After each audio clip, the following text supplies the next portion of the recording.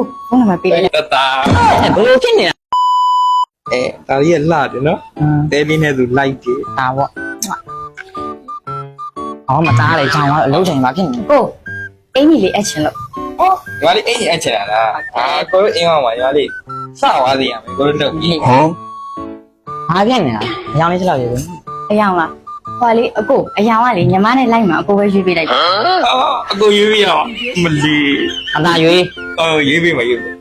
မလီကလှတာပဲဆိုတော့အမဲလေးဝစ်မလီအသားဖြူတော့အမဲလေးနဲ့ပူပေါ်တယ် အဲ့ဆိုအမဲလေးပဲ ဟာလားပေးကြိုးပေး ဟွာလေအကိုပဲတိုင်းမိလိုက်ပါလား ဟောကိုတိုင်းမီ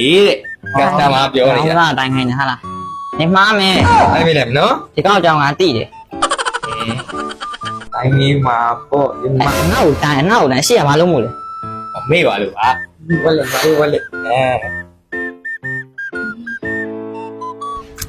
ဟောတန်ငါရိုက်တယ်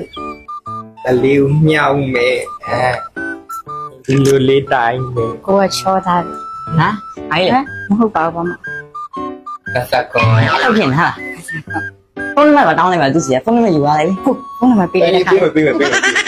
ပေးမယ်လားဟာလားနင့်ကိုရွေးပြောတခါတည်းခေါ်ပါတခါအခုကခေါ်ပါတွားလိုက်တော့သွား တော့တတာ ဘယ်လိုဖြစ်နေတာလဲရွေးပြောနေတာနင့်ကို ဟော ဘယ်လိုဖြစ်နေလဲငါလင် ဟမ် စမတော်တော်ဖြစ်နေဟာလားအော်မตาနေရတယ်မလိုက်ချင်ဘူးနော် ချောင်းသွားလို့ပါ အစင်ကလင်းနဲ့လား ဟုတ်တယ် ဟွာမီ သွားမကြိုက်ပြီတော့နင် အဲ့ဆိုမချုပ်တော့ပါဘူး ညီမလေးအဲ့လိုမလုပ်ပါနဲ့ညီမလေး အားဖြစ်နေတာလေလို့နင်က သွားလိုက်ပြီ အဲဝါအရှုပ်တိုင်းနော်အချင်းမဟုတ် နှမျောစရာကြီး နှမျောလေဟာလား